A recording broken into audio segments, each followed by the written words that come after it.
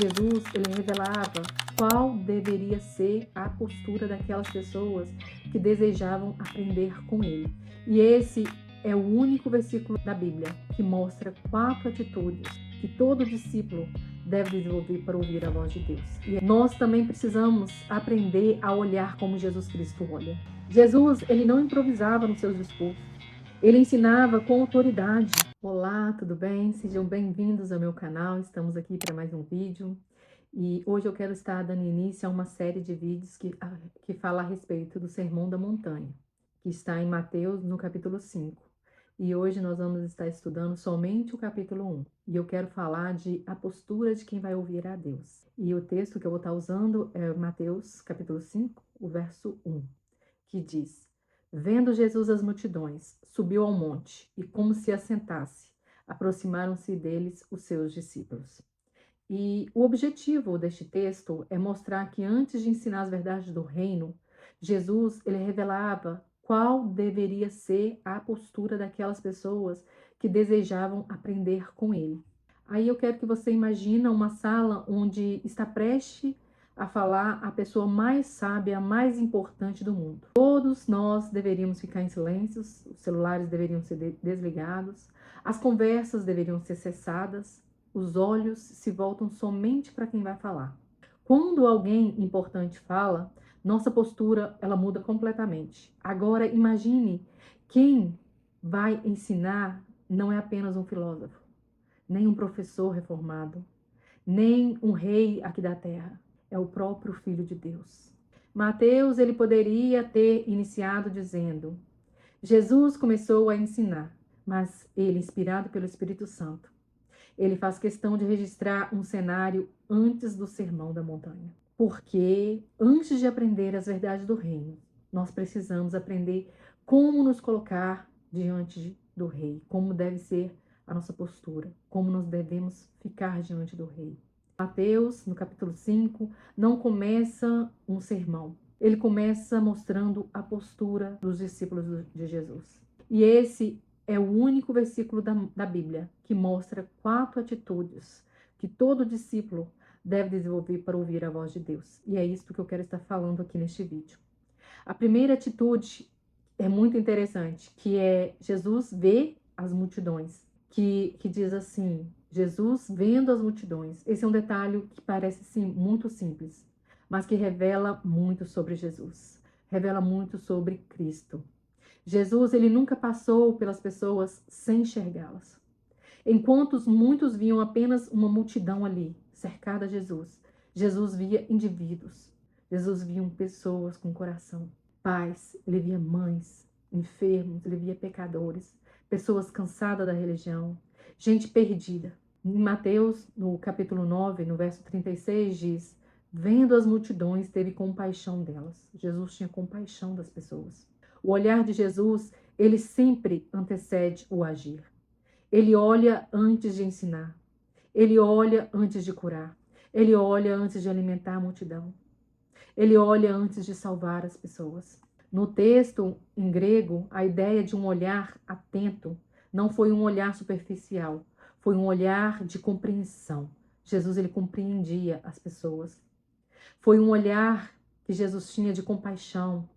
Um médico experiente, ele consegue perceber uma doença antes mesmo de pedir os exames, enquanto outros enxergam apenas alguém andando normalmente. Ele não percebe os sinais visivelmente. Assim é Cristo. Ele vê o que ninguém vê. Ele vê as lágrimas que você derrama escondida. Ele vê seus medos escondidos. Ele vê aquela ferida que ninguém vê, que ninguém percebe. Talvez hoje todos olham para você e digam: está tudo bem. Mas Jesus vê aquilo que ninguém consegue enxergar. E existe outra aplicação aqui que eu quero falar com vocês. Nós também precisamos aprender a olhar como Jesus Cristo olha. Vivemos numa geração em que nós olhamos somente para o pecado, antes de olhar para a alma das pessoas. Ou nós olhamos para a aparência das pessoas, antes de olhar para o coração. Nós olhamos para os erros das pessoas que estão às nossas voltas, antes da necessidade dessas pessoas. Os discípulos aqui, ele aprende a enxergar as pessoas como Jesus enxerga, como Jesus vê.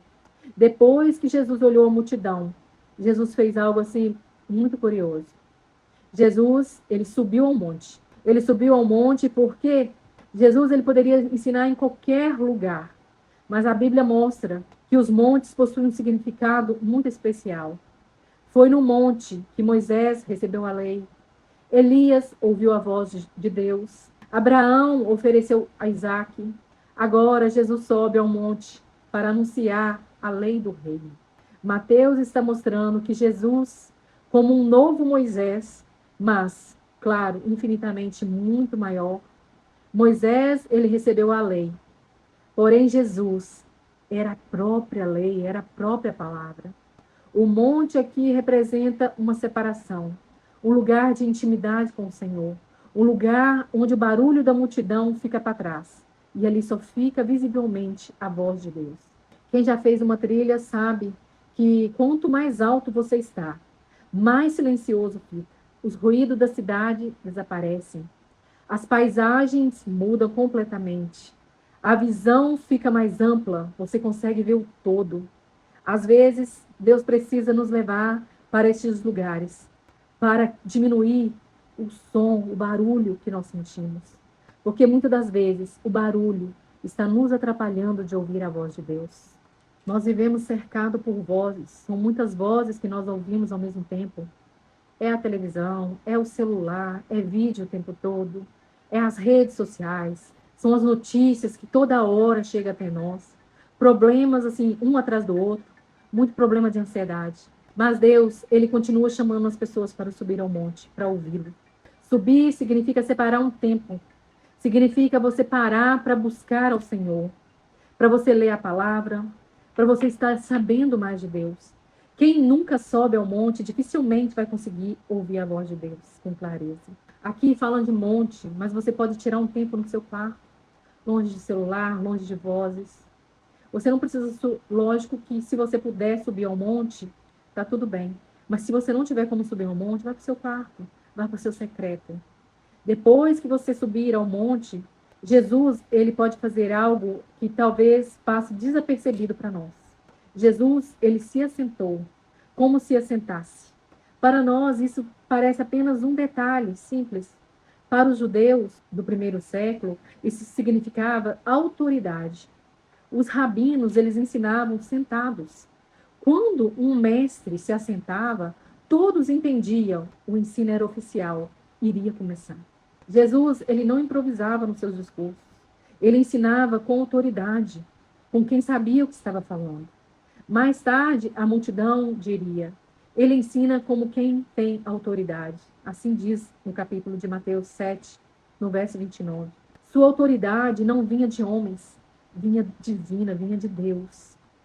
Quando o juiz ele entra no tribunal, todos se levantam em reverência.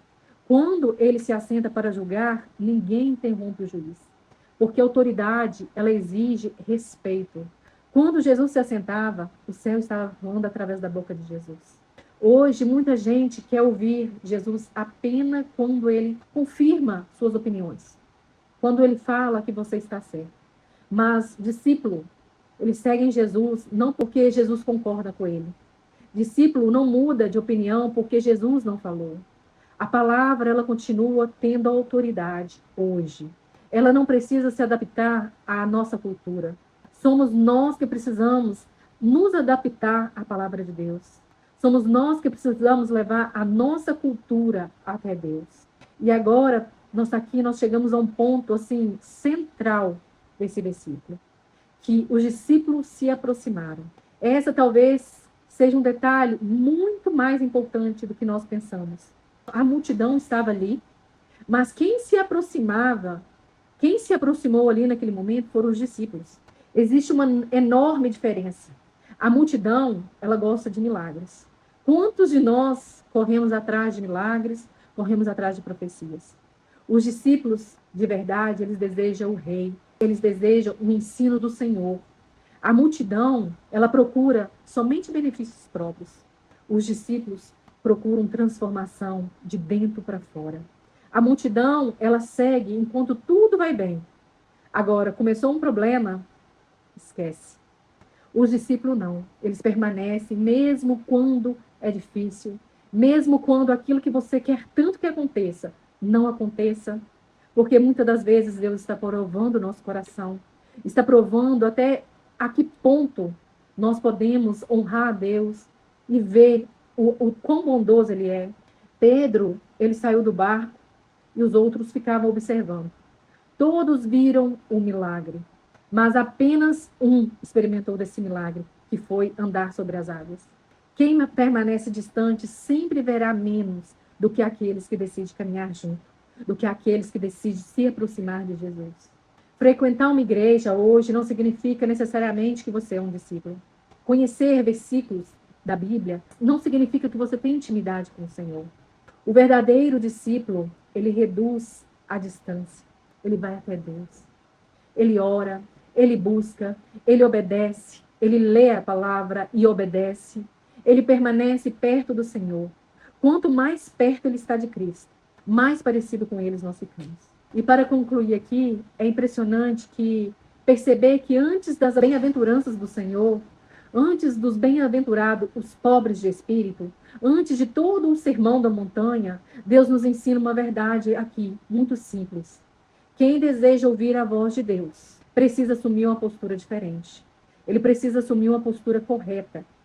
O texto, ele apresenta uma sequência perfeita. Jesus vê a necessidade das pessoas, ele sobe para ensinar essas verdades do reino de Jesus. Ele se assenta com autoridades. Os discípulos se aproximam para aprender mais dele. A transformação, ela começa antes da primeira palavra do sermão. Ela começa quando nós decidimos nos aproximar do Senhor. Quando nós decidimos nos aproximar do Mestre. Talvez você tenha estado no meio da multidão por muito tempo. Você tenha andado desapercebido, não tem escutado a voz do Senhor. Você frequenta a igreja, você participa dos cultos e conhece a linguagem cristã, você conhece a Bíblia. Mas você percebe que continua distante de Jesus. Você percebe que você não consegue ter intimidade. Hoje o convite para nós é não apenas ouvir a voz, não apenas ouvir uma mensagem, é aproximar-se do Mestre, para você poder ouvir a voz. E Jesus, ele hoje continua olhando para nós, ele continua olhando para a multidão, ele continua ensinando com autoridade, continua chamando nós como discípulos para perto. A pergunta que fica aqui é: você permanecerá apenas entre a multidão ou dará um passo para se aproximar de Jesus Cristo? Eu vou terminar este vídeo com esta pergunta. Se você quer ouvir a voz de Deus, se aproxime.